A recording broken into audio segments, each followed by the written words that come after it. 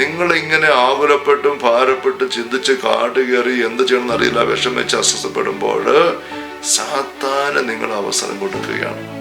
അവൻ ആഗ്രഹിക്കുന്ന അതാണ്, നിങ്ങൾ അസ്വസ്ഥപ്പെടണം, കലങ്ങണം, ഞെരുങ്ങണം. അങ്ങനെ ഞെരുങ്ങിയിട്ട് നിങ്ങൾ എടുത്തു ചാടി അതിലേക്ക് ചെന്നിട്ട് അവൻ്റെ കയ്യിൽ പെടാനിട വരണം. ഈശോ മിശിഹായിക്ക് സ്തുതിയായിരിക്കട്ടെ.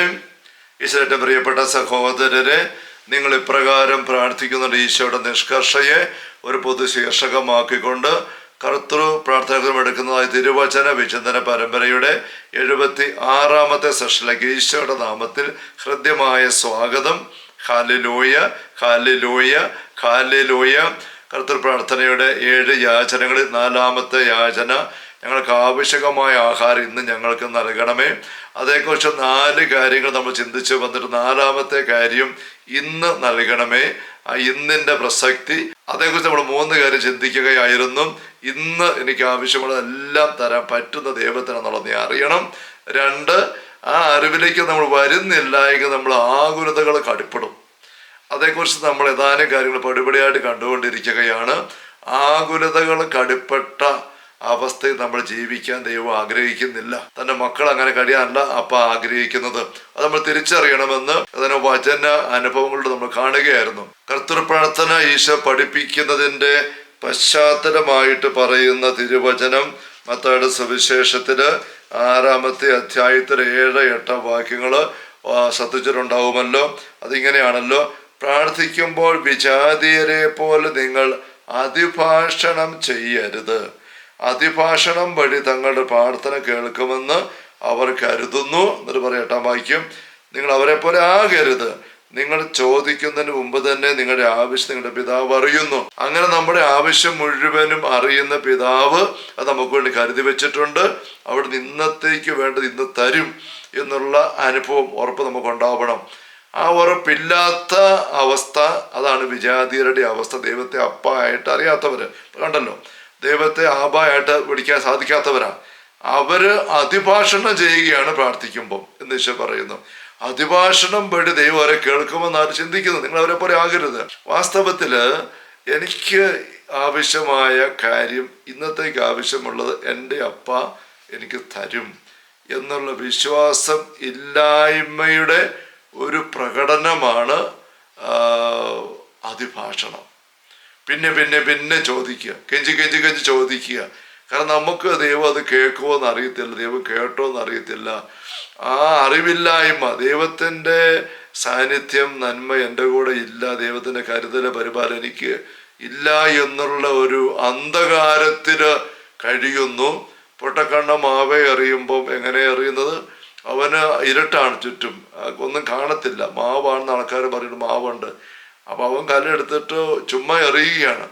പിന്നെ പിന്നെ പിന്നെ എറി. കാരണം അവൻ അറിയത്തില്ല അത് മാങ്ങായ കൊള്ളുന്നുണ്ടോ, മാങ്ങ വീഴുന്നുണ്ടോ, അവൻ അറിയാൻ പറ്റുന്നില്ല. അതേസമയം കാഴ്ചയുള്ള വ്യക്തി മാവേൽ എറിയുമ്പോൾ മാങ്ങായ്ക്കോട് എറിഞ്ഞാൽ നല്ല ഉന്നമുള്ള ആളാണെങ്കിൽ എന്ത് ചെയ്യും? കല്ലെടുത്ത് പിടിച്ചിട്ട് പാകത്തിന് നിന്നിട്ട് മാങ്ങായി നല്ല ഉന്നം വെച്ചിട്ട് ഒരൊറ്റയേറ്, കൃത്യമായി അതിൻ്റെ ഞെട്ടിപ്പ് കൊള്ളുന്നു, മാങ്ങ താഴോട്ട് വരുന്നു. കണ്ടോ, ഒറ്റയേറ് മതി. അപ്പം നമുക്ക് ദൈവത്തോട് പ്രാർത്ഥിക്കുമ്പം അതിഭാഷണം വേണ്ട. പൊട്ടക്കണ്ണം പിന്നെയും പിന്നെ തരംഗം പെരുങ്ങും അറിയുന്ന പോലെയാണ്. ദൈവം നമുക്ക് വേണ്ടി ചെയ്യുമോ ഇല്ലയോ എന്ന് അറിയില്ലാത്ത അവസ്ഥയിലുള്ളവർ പ്രാർത്ഥിക്കുന്നത് എന്ന് ഈശോ പറയുമ്പം നമ്മുടെ ലൈഫിലേക്ക് നോക്കുമ്പം നമ്മുടെ പ്രാർത്ഥന, നമ്മുടെ കാര്യങ്ങളെക്കുറിച്ചുള്ള പ്രാർത്ഥന, നിങ്ങൾ ഇപ്രകാരം പ്രാർത്ഥിക്കുവിൻ എന്നുള്ള പരാമർശനം ഈശോ പറയുന്നത് ഇതിൻ്റെ ബാക്കിയായിട്ടാണ്, 9-ാം വാക്യത്തിലാണ്. അപ്പം നിങ്ങൾ അതിഭാഷയ്ക്ക് പോകരുത്. പക്ഷെ എന്താണ്, നിങ്ങളുടെ അപ്പ ആയിട്ട് നിങ്ങളുടെ ആബായ ദൈവത്തെ അറിഞ്ഞ് ആ രാജ്യം അന്വേഷിച്ച് അത് നമ്മളെല്ലാം കണ്ടു കഴിഞ്ഞല്ലോ. അങ്ങനെ വരുന്ന അവസ്ഥയിൽ നിങ്ങൾ ദൈവത്തെ ബന്ധമായിരിക്കുമ്പം ഒന്ന് പറഞ്ഞേച്ചാൽ മതി: ഞങ്ങൾക്ക് ആവശ്യമായ ആഹാരം ഇന്ന് തരണേ. മതി, അതിനപ്പുറം വേണ്ട. കണ്ടോ, അപ്പം അതിഭാഷണം ചെയ്ത് പ്രാർത്ഥിക്കുക എന്ന് പറയുന്നത് വിശ്വാസമില്ലായ്മയാണെന്ന്. അപ്പം ഈ അവിടെ നമുക്കും വരുന്നില്ലേ ഒത്തിരി? കനിയണേ കനിയണേ കനിയണേ, ദൈവമേ അനുഗ്രഹിക്കണേ അനുഗ്രഹിക്കണേ അനുഗ്രഹിക്കണേ അനുഗ്രഹിക്കണേ അനുഗ്രഹിക്കണേ, ഇങ്ങനെ പറഞ്ഞു പ്രാർത്ഥിക്കുമ്പം നമുക്ക് അറിവില്ലായ്മയാണ്. ദൈവം കേൾക്കുന്നുണ്ടോ ഇല്ലെന്ന് അറിയത്തില്ല. അതുകൊണ്ട് അങ്ങനെ അതിഭാഷത്തിലേക്ക് പോകുന്നത്. അത് വേണ്ട എന്ന് ഈശോ പഠിപ്പിക്കുകയാണ്. ഇന്ന് തരണേ ആവശ്യമായ ആഹാരം, അത് മതി എന്നാണ്. Hallelujah, hallelujah. വീണ്ടും ഇന്നത്തേക്ക് ആവശ്യമുള്ള ഇന്ന് തരും എന്നുള്ള വിശ്വാസം നമുക്കില്ലാതെ വരുമ്പോൾ ആകുലതയുടെ വേറൊരു അപകടം, മത്തായിയുടെ സുവിശേഷം 14-ാമത്തെ അധ്യായത്തില് ഈശോ രാത്രിയിൽ കടലിന് മീത് നടന്നു വരുന്ന രംഗം. അത് കണ്ട് പേടിക്കുന്ന അപ്പസ്വലന്മാര് നിലവിളിക്കുന്നു. ഈശോ പറയുന്നത്, ഭയപ്പെട്ട ഞാനാണ്, അപ്പൊ നീ ആണെങ്കിൽ കർത്താവ് ഞാൻ അങ്ങോട്ട് വരാൻ കൽപ്പിക്കുന്ന പത്രോസ് പറയുന്നു, വരുമെന്ന് പറയുന്നു. ഈശോ പത്രോസ് എടുത്ത് ചാടുന്നു, വെള്ളത്തിന്റെ മുകളിൽ നടന്ന് രാത്രിയിൽ അങ്ങനെ ഈശ്വര പക്കലേക്ക് ചെല്ലുന്നു. അപ്പൊ വള്ളം ഇവിടെ, ഈശോ കുറെ ദൂരെയാണ്, അകലെ ഇങ്ങനെ വെളുത്ത രൂപമായിട്ട് കാണത്തുള്ളൂ. അപ്പൊ വള്ളത്തെ നിറങ്ങിയിട്ട് പത്രോസിന് ഒരു കുഴപ്പമില്ല. ആ വെളുത്ത രൂപത്തിൽ ഇങ്ങനെ കണ്ണ് തറച്ച് ഈശോയെ കണ്ട് വരൂ എന്നുള്ള സ്വരം ചെവി കേട്ട് പത്രോസ് നടക്കുകയാണ്, ഒരു കുഴപ്പവും കൂടാതെ. ആ പത്രോസ് അങ്ങോട്ട് നടക്കുമ്പോൾ ഈശോ ഇങ്ങോട്ട് നടക്കുന്നു. നടന്ന് അവര് അടുത്ത് വരുന്നു. എന്തുമാത്രം അടുത്ത് വന്നു, തൊട്ടടുത്ത് ഈശോന് കാഴ്ചവെട്ടി വന്നു. അങ്ങനെ വന്നപ്പോൾ ഒരു സംഭവം ഉണ്ടാകുന്നു. വചനം പറയുകയാണ്, കാറ്റ് ആഞ്ഞടിക്കുന്ന കണ്ട് പത്രോസ് പായുന്നു. കാറ്റിനെ കാണത്തില്ല. കാറ്റ് ആഞ്ഞടിക്കുമ്പോൾ തിരമാല ഉരുണ്ടു പറയുന്നത് കാണാം, കാറ്റിന്റെ സ്വരം കേൾക്കാം. അപ്പൊ പത്രോസ് ഈശോയുടെ മുഖത്ത് നോക്കിയിരുന്ന ഒന്ന് മാറിയിട്ട് തിരമാലയ്ക്ക് നോക്കി. ഈശോയുടെ സ്വരം വരൂ എന്നുള്ള ചെവിയിലുണ്ടായിരുന്നു വിട്ടിട്ട് ഈ കൊടുങ്കാറ്റിന്റെ ഹുങ്കാര ശബ്ദം ആ ചെവിയിൽ കയറി. അപ്പൊ കണ്ണും കാതും ഈശോയിൽ നിന്ന് മാറിയപ്പോൾ ഭയപ്പെട്ടു, മുങ്ങുകയാണ്, നിലവിളിച്ച് കർത്താവെ രക്ഷിക്കണേ. അപ്പൊ തന്നെ ഈശോ കൈ നീട്ടിപ്പിടിച്ചു എന്നാണ് നമ്മൾ വായിക്കുന്നത്. 31-ാം വാക്യം മത്തായി 14, കൈ നീട്ടിപ്പിടിച്ചു. അർത്ഥം എന്താ? പത്രോസ് അപ്പോൾ നിൽക്കുന്നത് ഈശോയുടെ കാൽച്ചുവട്ടില്ല, കൈ നീട്ടി പിടിക്കാൻ പറ്റും. അപ്പൊ ഈശോയുടെ കാൽച്ചുവട്ടിൽ ആയിരിക്കുന്ന അവസ്ഥയിലും പത്രോസ് മുങ്ങുന്നു. ഇത് നമ്മൾ ശ്രദ്ധിക്കേണ്ട കാര്യമാണ്. ചിലപ്പോൾ നമ്മൾ നല്ലപോലെ കുമ്പസാരിച്ച് അനുദപിച്ച് പാപമെല്ലാം ഒഴിവാക്കി ദൈവത്തോട് ചേർന്ന് ആയിരിക്കുന്ന അവസ്ഥയിൽ നമുക്ക് മുങ്ങാനുള്ള അപകട സാധ്യതയുണ്ട്. അതെങ്ങനെയാണ്? ഉത്കണ്ഠ, ആകുലത അതിനടുപ്പെടുമ്പോൾ മുങ്ങിപ്പോകാം. അത്ര അപകടകരമാണ്. അപ്പൊ ഈ ആകുലത വിശ്വാസമില്ലായ്മ. ഇവിടെ ഈശോ പത്രോസിനെ വിളിക്കുമ്പോൾ പറയുന്നത് 10-ാം വാക്യം, കൈ നീട്ടി പിടിച്ചോണ്ട് പറഞ്ഞു, അല്പവിശ്വാസി, നീ സംശയിച്ചെന്ത്? നിന്റെ വിശ്വാസം എവിടെ? ദിവസം കണ്ടു, മർക്കോസ് 4-ന്റെ അവസാന വാക്യങ്ങൾ കണ്ടു. നിങ്ങളുടെ വിശ്വാസം എന്ത്? എവിടെയാണ്? നിങ്ങളെന്തിനു ഭയപ്പെടുന്നു? നിങ്ങൾക്ക് വിശ്വാസം ഇല്ലേ? വിശ്വാസമില്ലായ്മയുടെയാണ്.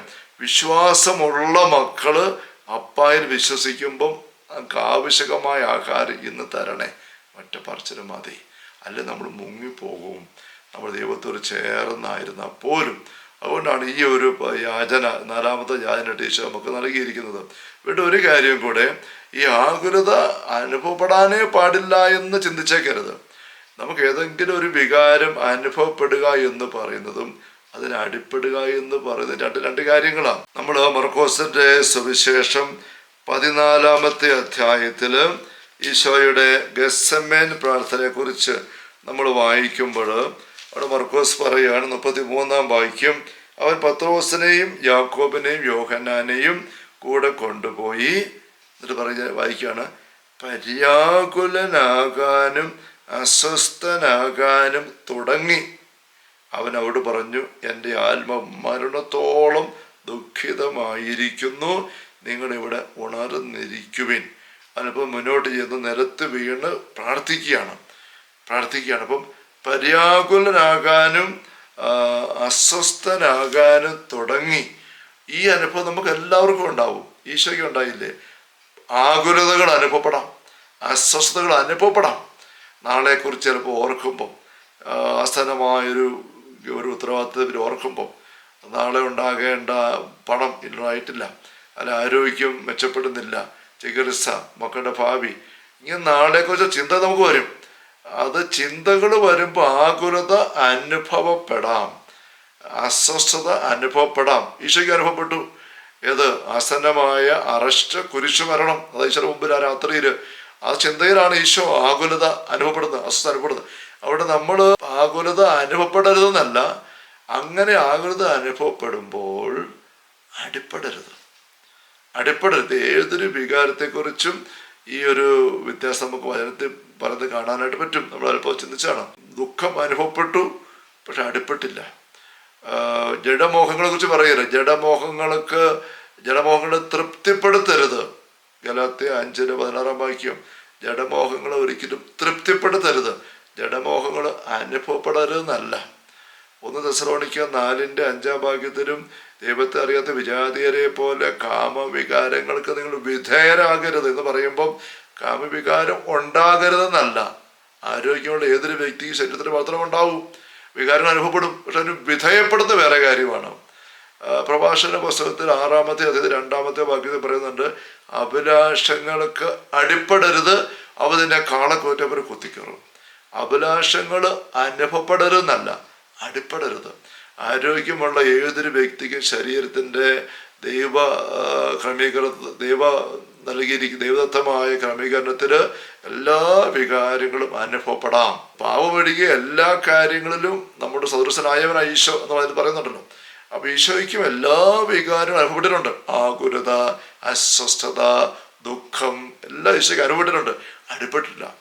അത് ഈശോ ഇവിടെ സാഷ്ടാംഗം കൊണ്ട് പ്രാർത്ഥിക്കണം. പ്രാർത്ഥിക്കുമ്പോൾ അറിയാമല്ലോ, പിതാവേ അങ്ങയുടെ ഹിതം പോലെ മാത്രം ഭവിക്കട്ടെ എന്ന് ഈശോ ആവർത്തിച്ച് പറയുകയാണ്. സാധിക്കുമെങ്കിൽ ഇങ്ങനെ സംഭവിക്കട്ടെ, മാറിപ്പോകട്ടെ, പക്ഷെ അങ്ങയുടെ ഹിതം പോലെ. അതാണല്ലോ സ്വർഗസ്ഥനായ പിതാവയുടെ ആഴം. അങ്ങയുടെ രാജ്യം വരണം, അങ്ങയുടെ തിരുമന സ്വർഗത്തിൽ പോലെ ഭൂമിയിലൂടെ എൻ്റെ ജീവിതത്തിൽ നടക്കണം, നിറവേറണം. അതിൻ്റെ ആ ഒരു യാചനയുടെ ആ ഒരു വശം ഈശോ എടുത്തു പറഞ്ഞ് പ്രാർത്ഥിക്കുകയാണ്. എനിക്ക് ഇന്ന് ആവശ്യമായത് അങ്ങ് തരുമെന്ന് എനിക്കറിയാം. പക്ഷെ അങ്ങ് തരുന്നത് എനിക്ക് ഭീകരമായ സഹനവും മരണം, ക്രൂശമരണമായിട്ടാണ് വരാൻ പോകുന്നവർക്കും എനിക്ക് ആകുലത വന്ന് കയറുന്നു. അപ്പം ആകുലതയെ എനിക്ക് പെട്ടുപോകാതിരിക്കാൻ ഈശോ സാഷ്ടാംഗം കിടന്ന് പ്രാർത്ഥിക്കുന്നു. ലൂക്ക 22:43 വാക്യം പറയുന്നതിന്, അപ്പോൾ സ്വർഗത്തിൽ ഒരു മാലാഖ പ്രത്യക്ഷപ്പെട്ട് ശക്തിപ്പെടുത്തി, ശക്തി നിറച്ചു. പ്രാർത്ഥന വഴി ശക്തി എടുക്കുകയാണ്. അപ്പം ആകുലത ഒന്നും അനുഭവപ്പെടുന്നുള്ളതല്ല, അതിനടിപ്പെട്ട് പോകരുന്നുള്ളതാണ്.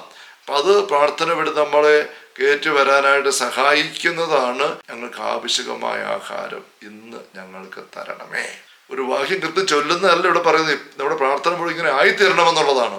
അപ്പം നമ്മൾ ആകുലതകൾ, നാളെക്കുറിച്ച് ചിന്തകൾ അനുഭവപ്പെടുമ്പം അതിനടിപ്പെട്ട് പോകാതെ കയറി വരാനായിട്ട് സഹായിക്കുന്നതാണ് 4-ാമത്തെ യാചന. വീണ്ടും ആകുലതകൾക്ക് നമ്മൾ അടിപ്പെടുമ്പോൾ സാത്താൻ അവസരം കിട്ടുന്നുണ്ട്. ഇത് നമ്മൾ തിരിച്ചറിയണം. ഈ വിശുദ്ധ പാദ്രബിയുടെ കാലഘട്ടത്തിൽ ഒരു വൈദികൻ ഇറ്റലിയിലുണ്ടായിരുന്നു, ഫാദർ ഡോളിൻഡോ. അദ്ദേഹം ഇന്ന് ദേവദാസനാണ്. അദ്ദേഹത്തിന് ഈശോ നൽകുന്ന സന്ദേശങ്ങൾ അദ്ദേഹം പങ്കുവെക്കുന്നുണ്ട്. അദ്ദേഹത്തിൻ്റെ ഒരു വിട്ടുകൊടുക്കൽ നൊവേനയുണ്ട്.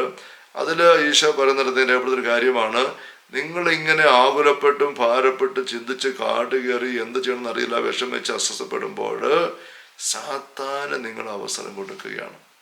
അവൻ ആഗ്രഹിക്കുന്ന അതാണ്, നിങ്ങൾ അസ്വസ്ഥപ്പെടണം, കലങ്ങണം, ഞെരുങ്ങണം. അങ്ങനെ ഞെരുങ്ങിയിട്ട് നിങ്ങൾ എടുത്തു ചാടി അതിലേക്ക് ചെന്നിട്ട് അവൻ്റെ കയ്യിൽ പെടാനിട വരണം. ഇത് കാണുന്ന ഞാൻ എന്തുമാത്രം വിഷമിക്കുന്നു എന്ന് ഈശോ പറയുന്നതായിട്ട് ഡോളിൻ്റെ രേഖപ്പെടുത്തിയിരിക്കുകയാണ്. നമുക്കറിയാമല്ലോ, സ്വസ്ഥമായിട്ട് ഒരു ആട്ടിൻകുട്ടി അല്ലെങ്കിൽ ഒരു മാൻപേട അതിൻ്റെ അപ്പൻ്റെ അമ്മയുടെ കൂടെ സ്വസ്ഥമായിട്ട് വിശ്രമിച്ചിരിക്കുമ്പം സിംഹം ഇരയെ പിടിക്കാൻ ഇറങ്ങുമ്പോൾ എങ്ങനെയാണ് ഇതിനെ പിടിക്കാൻ ഇടവരുത്തുന്നത്? എങ്ങനെയെങ്കിലും ചെതറിച്ച് പരവേശപ്പെടുത്തി പേടിപ്പിച്ചിട്ട് പലായനം ചെയ്യിപ്പിക്കും.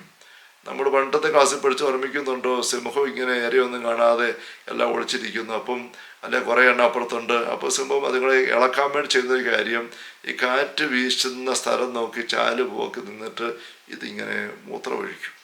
അപ്പം ഈ മൂത്രത്തിൻ്റെ അതിൻ്റെ രൂക്ഷമായ ഗന്ധം കാറ്റിലൂടെ ഇങ്ങനെ പറന്ന് ചെന്നിട്ട് ഈ മൃഗങ്ങൾ വിശ്രമിച്ചിരിക്കുന്നവരെ മൂക്കി ചെന്ന് കയറി കഴിയുമ്പോൾ സിംഹത്തിൻ്റെ സാന്നിധ്യം പിടികിട്ടും.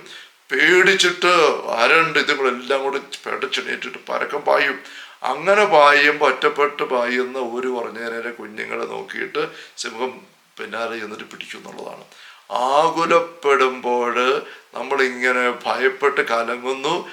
വീട്ടിൽ നിന്ന് ഗേറ്റ് തുറന്ന് ഇറങ്ങി പോകുന്ന 1.5 വയസ്സുകാരനെ കുറിച്ച് പറഞ്ഞില്ലേ, പാല് കുടിക്കാൻ വേണ്ടി അമ്മയുടെ അടുത്ത് വരുന്നതിന് പകരം വഴിക്കിറങ്ങുക എന്ന് പറഞ്ഞാൽ നമ്മളിങ്ങനെ പരവേശപ്പെട്ട് പോകുമ്പോൾ നമ്മൾ അവിടെ ഇവിടെ എല്ലാം ആശ്രയം തേടി ചെല്ലുകയാണ്. ഈശോ പറയുന്ന കാര്യം ഡൊളിൻഡോ ഇങ്ങനെയാണ് രേഖപ്പെടുത്തിയിരിക്കുന്നത്, നിനക്ക് ഉറങ്ങാൻ പോലും സാധിക്കുന്നില്ല, എല്ലാറ്റിനെ പറ്റി നീ നിൻ്റെതായ നിഗമനങ്ങളിലേക്ക് എത്തുന്നു, അവയെല്ലാം നിയന്ത്രിക്കാനും ക്രമീകരിക്കാനും ശ്രമിക്കുന്നു.